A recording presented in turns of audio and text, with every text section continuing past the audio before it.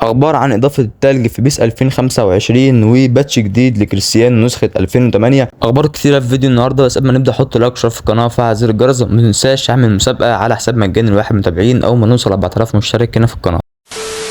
في البدايه كده، موضوع اضافه التلج والاجواء التلجيه للعبه، هل ده حقيقي في بيس 25؟ ايوه، الكلام ده كله حقيقي، موجود ليه جوه ملفات اللعبه وقدامك صور للكلام ده. يعني معنى كده احنا في بيس 2025 ممكن نلعب في الاجواء التلجيه عادي، بس ده هينتج عنه حبه حاجات. طبعا قبل كده انا كلمتك عن الاجهزه اللي هتدعم بيس 2025 وقلت لك حوالي 60 جهاز تقريبا كده مش هيدعموا اللعبه.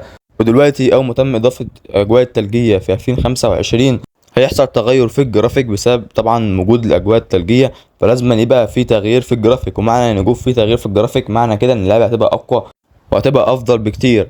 معنى كده ان في اجهزه كمان، يعني اجهزه برضك متوسطه مش تدعم كمان اللعبه. وفعلا الان تم اضافه كمان 30 جهاز في القائمه اللي هم الاجهزه مش تدعم اللعبه في 2025.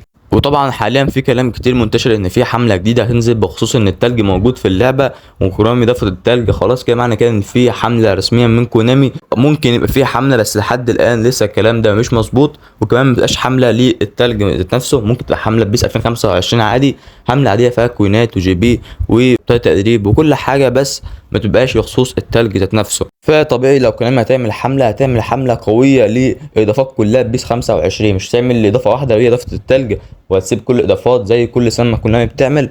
هتعمل حمله للاضافات كلها اللي نزلت مش اضافه التلج بس. فهمت الفكره ماشيه ازاي؟ ونيجي بقى على الباتش الجديد وباتش كريستيانو 2008 او نسخه مانشستر يونايتد 2008.